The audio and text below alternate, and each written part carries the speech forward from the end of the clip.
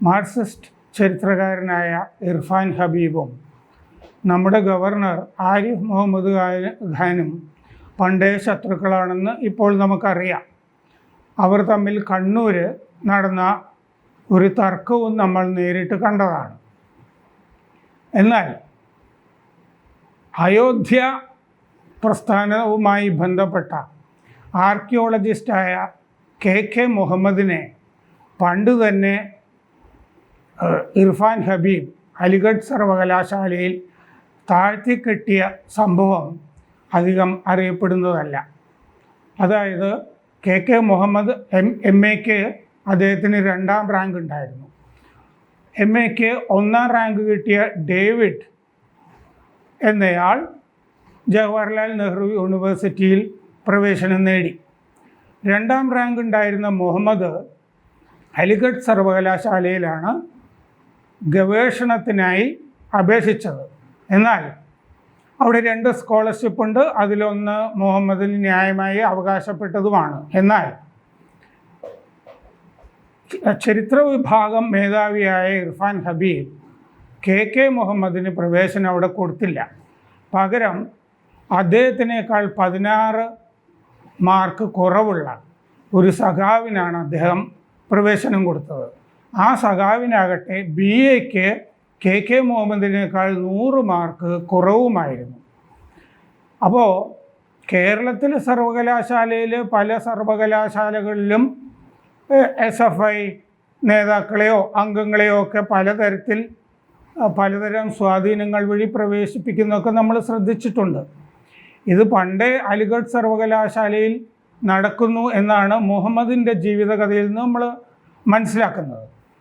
അങ്ങനെ അവിടെ പ്രവേശനത്തിന് വേണ്ടിയിട്ടുള്ള ചെറിയ പോരാട്ടം നടന്നു. ഇനി പ്രവേശനം കിട്ടിയാൽ തന്നെ ഇർഫാൻ ഹബീബ് തുടർന്നുള്ള കാലത്ത് മുഹമ്മദിനോട് അത്ര നന്നായി പെരുമാറുമെന്ന് ഉറപ്പില്ല. അങ്ങനെ മുഹമ്മദ് അവിടെ നിന്ന് പിൻവാങ്ങിയിട്ടാണ് ആർക്കിയോളജിക്കൽ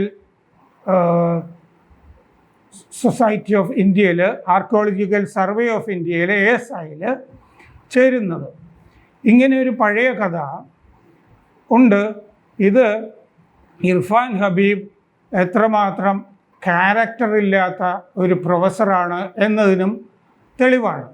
നമുക്ക് ഇർഫാൻ ഹബീബ്, റോമില്ല താപ്പർ തുടങ്ങിയ മാർക്സിസ്റ്റ് ചരിത്രകാരന്മാർ ശ്രീരാമ ജന്മപ്രസ്ഥാനം ഉണ്ടായ കാലത്ത് എങ്ങനെയാണ് അതിനോട് പെരുമാറിയതെന്ന് വ്യക്തമായി അറിയാം. എന്നാൽ ശ്രീരാമ ജന്മഭൂമി പ്രസ്ഥാനമൊക്കെ ശക്തി പ്രാപിക്കുന്നതിന് മുമ്പ് 1976-77 അയോധ്യയിൽ ഒരു ഉത്ഖനനം നടന്നിരുന്നു. ആ ഉത്ഖനനം നടത്തി ബാബറി മസ്ജിദിന് താഴെ ക്ഷേത്രം ഉണ്ടായിരുന്നു എന്ന് ഒരു ആർക്കിയോളജിക്കൽ സംഘം സ്ഥിരീകരിച്ചു. ആ ആർക്കിയോളജിക്കൽ സംഘം BB ലാലിൻ്റെ നേതൃത്വത്തിലായിരുന്നു. അന്ന് വിദ്യാർത്ഥിയായിരുന്ന Muhammad Delhi school of archaeology വിദ്യാർത്ഥിയായ മുഹമ്മദ് ആ സംഘത്തിൽ അംഗമായിരുന്നു. അങ്ങനെ ബാബറി മസ്ജിദിന് താഴെ ക്ഷേത്രമുണ്ടായിരുന്നു എന്ന് വ്യക്തമായി കണ്ട സംഘത്തിലൊരു അംഗമായിരുന്നു മുഹമ്മദ്. അപ്പോൾ മുഹമ്മദിൻ്റെ കഥ ഞാൻ ഭാരതീയൻ എന്ന പുസ്തകത്തിൽ എഴുതിയിട്ടുണ്ട്. അത് മലയാളത്തിൽ നമുക്ക് വായിക്കുകയും ചെയ്യാം. അദ്ദേഹം പറഞ്ഞ കാര്യങ്ങൾ ശ്രദ്ധിക്കുന്നതിന് പകരം കേരളത്തിൻ്റെ അവസ്ഥയിൽ കപട മതേതരവാദികൾ ഇർഫാൻ ഹബീബും റോമില്ല താപ്പറും ഒക്കെ പറയുന്ന കാര്യങ്ങൾക്കാണ് പ്രാമുഖ്യം കൊടുക്കുന്നത്. അതായത് ആർക്കിയോളജി സംഘം, പുരാവസ്തു സംഘം കണ്ടുപിടിച്ചതാണ് യഥാർത്ഥത്തിൽ നാം ശ്രദ്ധിക്കേണ്ടത്. പക്ഷേ ആ പര്യവേഷണ സംഘത്തിലൊന്നും ഇല്ലാതിരുന്ന വീട്ടിലിരുന്ന ചരിത്രകാരന്മാരാണ് നായകന്മാർ എന്ന മട്ടിലാണ് കേരളത്തിൻ്റെ പോക്ക്. മുൻപ് അവിടെ നിലനിന്ന ക്ഷേത്രത്തിൻ്റെ തൂണുകളെ താങ്ങി നിർത്തുന്ന ഇഷ്ടിക അടിത്തറകൾ അവിടെ പുരാവസ്തു സംഘം കണ്ടെത്തി. അവ മസ്ജിദിന് പിന്നിലും വശങ്ങളിലും ആയിരുന്നു. ഈ കണ്ടെത്തൽ അന്ന് വിവാദമായിരുന്നില്ല. കാരണം അന്ന് ബാബറി മസ്ജിദ് വിവാദമില്ല. മസ്ജിദിൻ്റെ ചുവരുകളിൽ ക്ഷേത്ര തൂണുകൾ പതിഞ്ഞിരുന്നു. ആ തൂണുകൾ കൃഷ്ണശില കൊണ്ടാണ് നിർമ്മിച്ചിരുന്നത്. ആ തൂണുകൾക്കിടയിൽ 11, 12 നൂറ്റാണ്ടുകളിലെ രീതി അനുസരിച്ച് പൂർണ്ണ കലശങ്ങൾ കൊത്തിയിരുന്നു. ക്ഷേത്രകലയിൽ ഐശ്വര്യത്തിൻ്റെ 8 ചിഹ്നങ്ങളിലൊന്നാണ് പൂർണ്ണകല.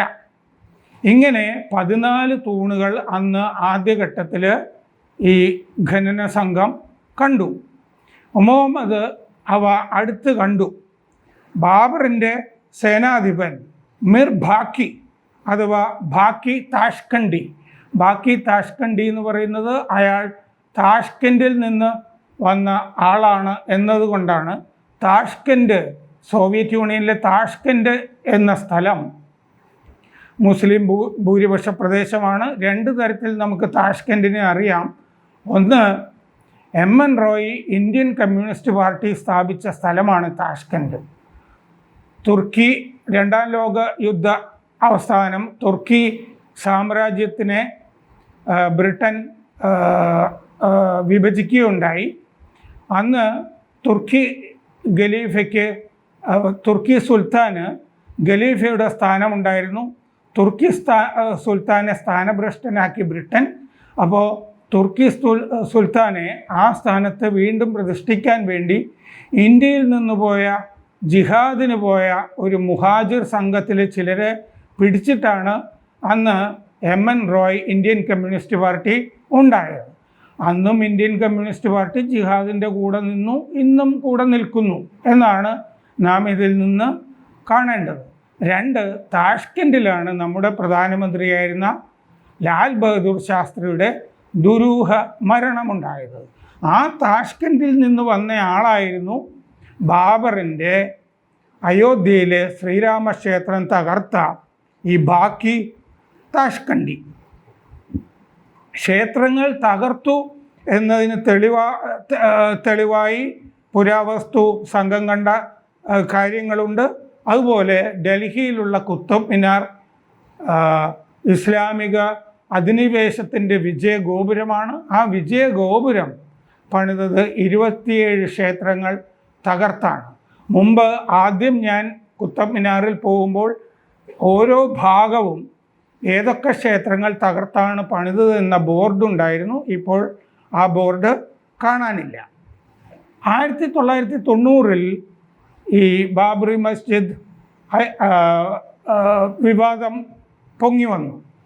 ആ സമയത്ത് കപടമതേതരവാദികളായ S. ഗോപാൽ, ബിപിൻ ചന്ദ്ര, റോമില്ല താപ്പർ തുടങ്ങിയവർ ഈ കണ്ടെത്തലിനെ ചോദ്യം ചെയ്തു. ആർക്കിയോളജിസ്റ്റുകളുടെ കണ്ടെത്തലിനെ ചോദ്യം ചെയ്യുന്നത് അസംബന്ധമായിരുന്നു. കണ്ടവരെക്കാൾ കേമന്മാരാണ് ഞങ്ങൾ എന്നാണ് ഈ ചരിത്രകാരന്മാർ ഭാവിച്ചത്. അയോധ്യ ഹിന്ദു മത കേന്ദ്രമല്ല, ബുദ്ധ-ജൈന കേന്ദ്രം മാത്രമാണെന്ന് ഒരു ഉളുപ്പുമില്ലാതെ റോമില്ല താപ്പറും ഇർഫാൻ ഹബീബും പ്രഖ്യാപിച്ചു. അന്ന് RS ശർമ്മ, അക്തർ അലി, DN ഝാ, സൂരജ് ഭാൻ തുടങ്ങിയവർ കുത്തിത്തിരിപ്പുകാർ ആ സംഘത്തിൻ്റെ കൂടെ ചേർന്നു. അങ്ങനെ ആ സംഘം ഒരു ഭീകര രൂപം പ്രാപിച്ചു. ICHR ചെയർമാനായിരുന്നു ആ കാലത്ത് ജന്മനാ മാർക്സിസ്റ്റായ ഇർഫാൻ ഹബീബ്. ഇവർ മതേതര മുസ്ലിങ്ങളെ കൂടി ആശയക്കുഴപ്പത്തിലാക്കുന്ന ഒരു നിലപാടാണ് അന്നെടുത്തത്. അത് സമാധാനപൂർവ്വം പരിഹരിക്കാൻ കഴിയുമായിരുന്നു. അതങ്ങനെ കഴിഞ്ഞില്ല.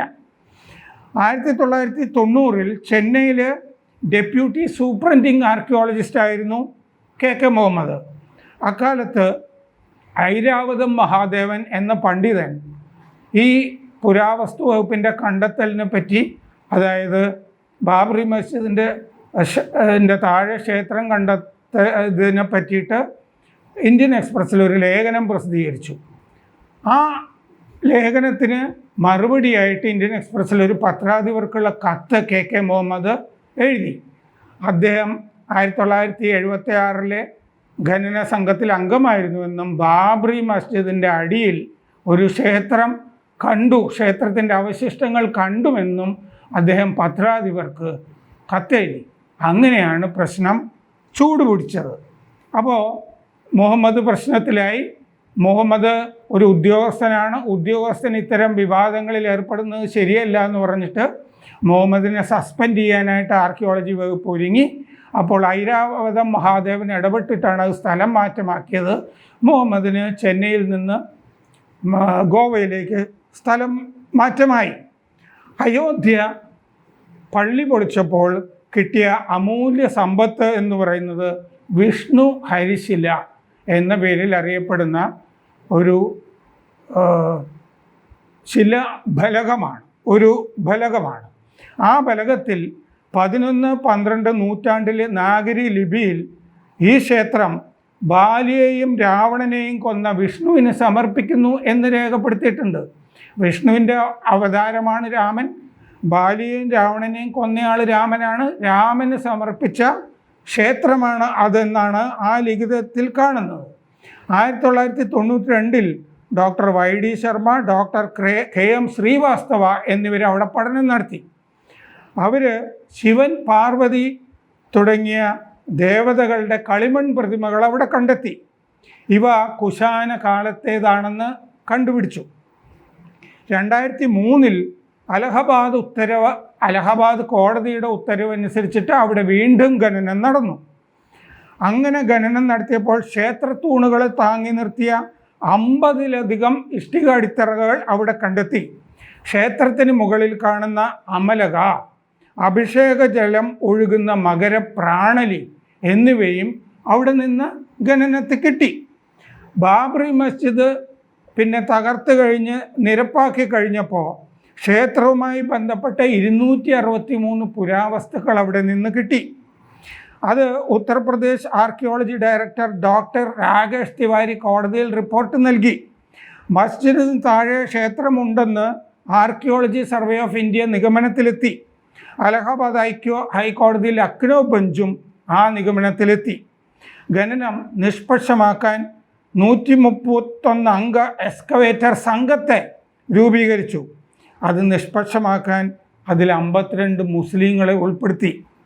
കപടമതേതരവാദികളായ സൂരജ്-ബാൻ, മൊണ്ടൽ, സുപ്രിയ വർമ്മ, ജയ മേനോൻ എന്നിവരുടെ പ്രതിനിധികളും അവിടെ സാക്ഷികളായിട്ട് ഖനനത്തിനുണ്ടായിരുന്നു. അപ്പോൾ നമ്മൾ നേരത്തെ കണ്ട ഹരിശിലയിൽ കണ്ട ശിലാഫലകം എവിടെ നിന്ന് വന്നതാണ്? അത് 1130 ഗഹദവാല രാജവംശം അയോധ്യ ഭരിച്ചിരുന്നു. ആ കാലത്ത് ആ രാജവംശത്തിലെ ജയചന്ദ്ര രാജാവിൻ്റെ അയോധ്യയിലെ ഗവർണർ അനയചന്ദ്രൻ 60 തൂണുകൾ കൊണ്ട് നിലനിൽക്കുന്ന ഒരു മഹാക്ഷേത്രം പണിതതാണെന്ന് ഇപ്പോൾ നമുക്ക് ചരിത്ര തെളിവുകളുണ്ട്. വിഷ്ണു ഹരിശിലയിൽ അതാണ് രേഖപ്പെടുത്തിയിരുന്നത്. അയോധ്യയിൽ ശ്രീരാമനുമായി ബന്ധപ്പെട്ടുണ്ടായിരുന്ന 1-ലധികം ക്ഷേത്രങ്ങളുണ്ടായിരുന്നു. 3 ക്ഷേത്രങ്ങൾ തകർക്കപ്പെട്ടിട്ടുണ്ടെന്ന് നമുക്കറിയാം. ഈ രാമക്ഷേത്രമല്ലാതെ പിന്നെ തകർക്കപ്പെട്ടത് സ്വർഗധാരി ക്ഷേത്രം, തേത്ര താക്കൂറ എന്നിവയാണ്. അവസാനത്തെ 2ഉം തകർക്കപ്പെട്ടത് ഔറംഗസേബിൻ്റെ കാലത്താണ്. ഔറംഗസേബിൻ്റെ വളർത്തു സഹോദരൻ ഫിദായ് ഖാൻ കോക്ക എന്ന മുസഫർ ഹുസൈനാണ് അവ രണ്ടും തകർത്തത് എന്ന് കണ്ടെത്തിയിട്ടുണ്ട്. ഇയാൾ അയോധ്യ ഗവർണറായിരുന്നു. അത് വിദേശ സഞ്ചാരികൾ ജോസഫ് ടി ഫെന്തലർ, സി മെൻഡല്ല എന്നിവർ അവരുടെ സഞ്ചാര വിവരണങ്ങൾ രേഖപ്പെടുത്തിയിട്ടുമുണ്ട്. ഇന്നത്തെ UP-യുടെയും ബീഹാറിൻ്റെയും ഭാഗങ്ങൾ ഭരിച്ചിരുന്ന രജപുത്ര വംശമാണ് ഗഹദ്വാല. ഇത് Satish Chandra history of medieval ഇന്ത്യയിൽ പറഞ്ഞിട്ടുണ്ട്. കാശിയായിരുന്നു അവരുടെ തലസ്ഥാനം.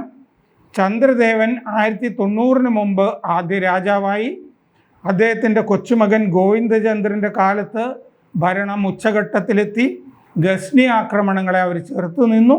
അദ്ദേഹത്തിൻ്റെ കൊച്ചുമകൻ ജയേന്ദ്രനെ 1194 ഗോറികൾ തോൽപ്പിച്ചു. MN റോയിയുടെ കഥ ഞാൻ നിങ്ങളോട് പറയുകയുണ്ടായി. ബാബർ നാമയിൽ ഈ രാമക്ഷേത്രം തകർത്തയാളുടെ പേര് മിർ ബാക്കി എന്നതിന് പകരം ബാക്കി താഷ്കണ്ടി എന്നുണ്ട്. മിർ എന്നുള്ളത് പ്രഭു എന്നുള്ളതിൻ്റെ അറബിക് വാക്കാണ്. അത് പിന്നീട് കൂട്ടിച്ചേർത്തതാണെന്നാണ് കണ്ടെത്തിയിട്ടുള്ളത്. കാരണം 1813 ബാബറി മസ്ജിദ് സർവേ ചെയ്യാൻ ഫ്രാൻസിസ് ബുക്കാനൻ എത്തി. അന്ന് നിക്ഷിപ്ത കേന്ദ്രങ്ങൾ മിർ ബാഫക്കിയുടെ പേരിൽ അവിടെ ഒരു വ്യാജ ശാസനം വെച്ചിരുന്നു. നമ്മുടെ നാട്ടിലെ MR രാഘവ വാര്യരൊക്കെ ശബരിമലയെ പറ്റി ഉണ്ടാക്കിയ ഒരു വ്യാജ ചെപ്പേട് പോലെ ഒരു വ്യാജ ശാസനം അവിടെ ഉണ്ടാക്കി വെച്ചിരുന്നു. അതിലാണ് ബാക്കി താഷ്കണ്ടിയുടെ പേര് മിർ ബാക്കി എന്ന് എഴുതി വച്ചിരുന്നത്. ബാബറിൻ്റെ അനന്തരവൻ ചിന്ത് മൂർഖാൻ്റെ നേതൃത്വത്തിലുള്ള 7000 പേർ വരുന്ന സേനയിലെ ഒരു കമാൻഡറായിരുന്നു ഈ ബാക്കി. ഈ സേനയെ 1528 ഇബ്രാഹിം ലോധിയുടെ മുൻ സേവകരും മാടമ്പികളുമായ ബയാസിദ് ബിബൻ എന്നിവരെ പിടികൂടാൻ അയച്ചു. എന്നാൽ ആ രണ്ടുപേരും ലക്നൗ പിടിച്ചു. ലക്നൗ അവർ പിടിച്ചത് മിർ ബാക്കി അവിടുത്തെ മുഗൾ കോട്ട മര്യാദയ്ക്ക് സംരക്ഷിക്കാതെയാണെന്ന് ബാബർ കണ്ടുപിടിച്ചു. ബാബർ ഈ താഷ്കണ്ടിയെ വിളിച്ച് അയാളെ ആ സ്ഥാനത്ത് നിന്ന് പുറത്താക്കിയ ശേഷം അയാൾക്ക് എന്ത് സംഭവിച്ചു എന്ന് നമുക്കറിയില്ല. ബാബർ ചിലപ്പോൾ അയാളുടെ തല ഛേദിച്ചിരിക്കാം. ഈ കഥ ഇങ്ങനെ ഉള്ളതുകൊണ്ട് ഇനിയുള്ള കാലത്ത് ചിലപ്പോൾ കപടമതേതരവാദികൾ ശ്രീരാമക്ഷേത്രം തകർത്തതിൻ്റെ പേരിൽ അത് തകർത്തവനെ സ്ഥാനത്ത് നിന്ന് പുറത്താക്കി എന്ന് വ്യാഖ്യാനിക്കാനും സാധ്യതയുണ്ട്. എന്തും ഏതു തരത്തിലും വ്യാഖ്യാനിക്കാൻ മാർക്സിസ്റ്റുകൾക്കോ ഇസ്ലാമികൾക്കോ ഒരു പ്രയാസവും ഇല്ല. നന്ദി.